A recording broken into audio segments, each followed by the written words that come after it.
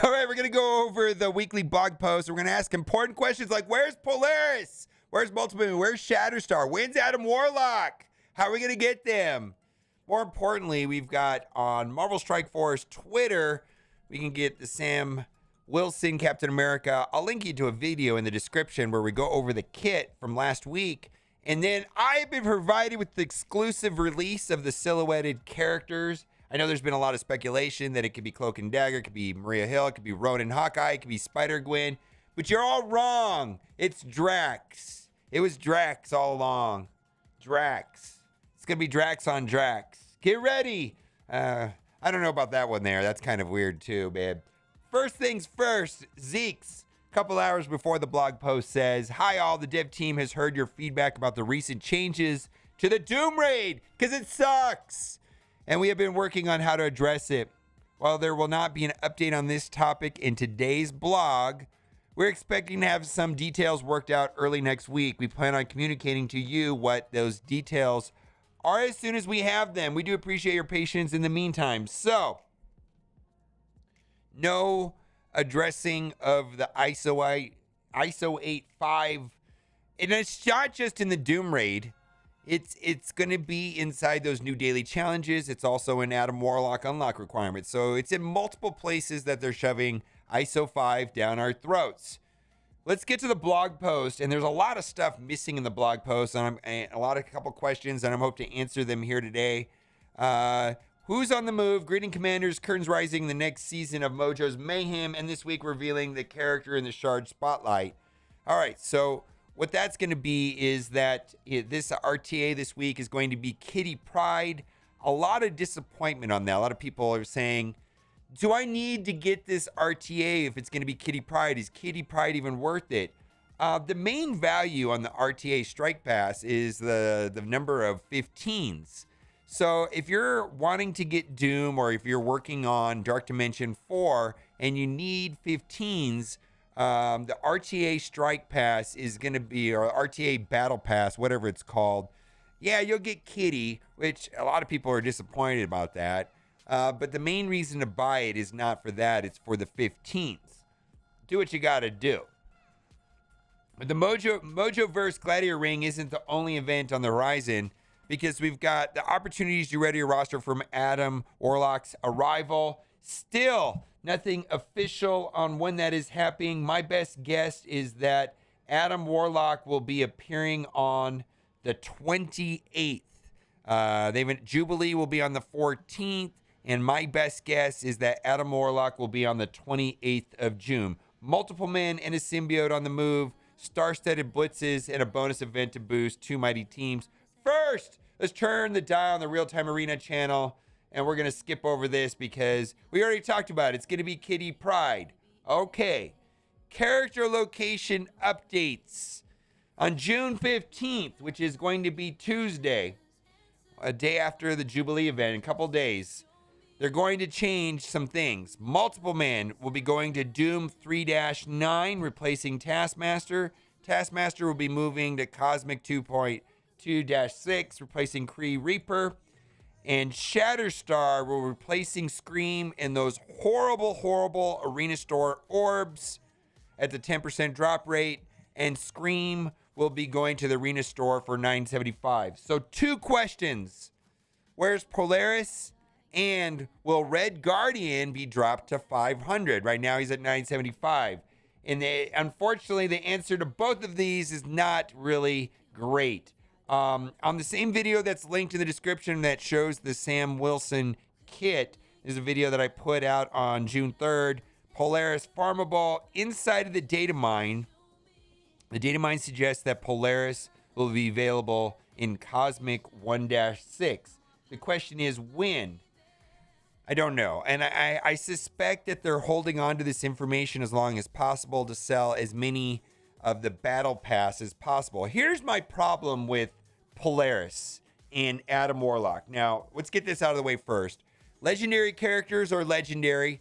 There's absolutely no shame in getting a legendary character the second time around. And if you're going to want to get Adam Warlock the first time around, one would have to expect there's going to be some pain, some money to get Adam Warlock. this is where I take issue with that. There's a lot of people that already experienced some pain getting Polaris, the pain in the form of purchasing both of the strike passes, and they still will not have enough Polaris shards to get Adam Warlock, even though they bled in purchasing the strike pass.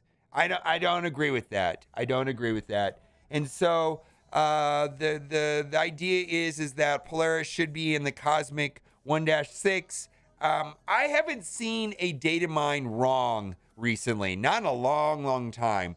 But they could always change their mind, or when this is going to happen is unknown. And certainly data mines are not official. Second question is this. The horrible Scream orbs, which has a 10% drop rate. That's the Arena Store orbs that cost 800. Scream will be leaving the 10% drop rate, and ShatterStar will be going there. But good thing is that ShatterStar is going to be getting a blitz towards the middle of this month. So will Iceman, actually. The question, and then Scream will be going to the Arena Store at 975. And then a lot of people says, well, does that mean that Red Guardian is going to be dropping to 500? So we went back to the April blog post. This is the one dated 4/16, where they talk about the Arena Store updates. And initially, they mentioned that they were going to be 1250, and then that got changed to 975. And it's worded very specifically and open-ended to where give them complete control over this, and it does not even imply that when this transfer happens, that Red Guardian is going to be dropped. And we're going to read it, and you'll understand why I come to that conclusion. Revolving the way the new characters are introduced to the Arena Store and making older characters easier to obtain. When new characters initially introduced to the Arena Store, they will first be exclusive in the new Arena Orb, which is horrible. When another new character is added, the older character will move out of the orb and become available for direct purchase in the supply section. So that's what's going to be happening with Scream, and Scream will be available there for 975. Pay attention. It's worded very carefully here. The prices for the newest characters, plural. The prices for the newest characters and the supplies will be changed to 1250. This was later changed to 975 arena characters. It says characters that have been there a bit longer will be set at 500. So this is open to interpretation. I don't think it's right to assume that Red Guardian be dropped to 975, and specifically because it was not mentioned right here, I actually don't think it's going to happen. Or rather, I don't believe he's going to be dropped to 500. I believe that Red Guardian will remain at 975, and Scream and Red Guardian will be there at 975. Kind of terrible if you ask me, but we'll have to see when this actually happens. This is going to go into place on Tuesday, June 15th, and maybe they'll throw us a bone and drop the price to 500 on Red Guardian. Let's go. Bit conversion. All right, so they're talking about the bit conversion, and actually there's an easier way of doing this. You can actually just go in game and take a look at it. Up here, we have like the standard conversion. Now, keep in mind this standard one right here, the costume credits, has a cap of 175, and that's a new thing. Seems like the new currencies, which we all want, is more currencies, have caps now, including the dark promotion credits. So then here's the Loki one, right? And the Loki one will convert, I believe they're converting at a 60% rate in 20 days. The Iceman event, which is already over, you see I've got some excess, 8,300. That will convert in 2 days. So you can go in here, and whatever is currently running, you can click on it. You can see when they convert. And then at some point, these will all convert to the standard costume credits, to simplify it. Next, repeating legendary event. On deck is the next repeating legendary, and that's going to be Invisible Woman, coming on June 21st. Again, that's why I'm thinking, we got Jubilee on the 14th. 21st is going to be Invisible Woman. And I'm predicting Adam Warlock on the 28th. She requires Sinister 6. And beyond, upcoming blitzes, Pride Month. Of note, they mentioned ShatterStar, which is on June 14th. And then not mentioned here, but on the Marvel page, later on in the month, there's going to be an Iceman one.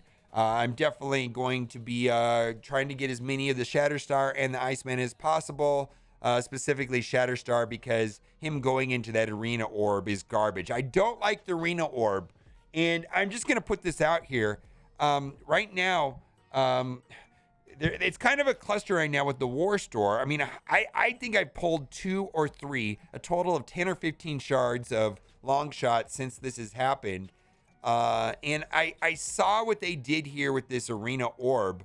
I really hope they don't do a War Store character orb. That would just be absolutely terrible. All right. So next week, we've got Jubilee event. We've got some changes that are mentioned in the blog post. And more importantly, we're hopefully going to get some information on what they're going to do with the ISO 5 requirements for the Doom raids. Let me know what you think in the comment section. And as always, thanks for watching and keep on gaming. Bye-bye. See the money coming through the doorway. Got a bad bitch with a lot of money, that's foreplay. Okay.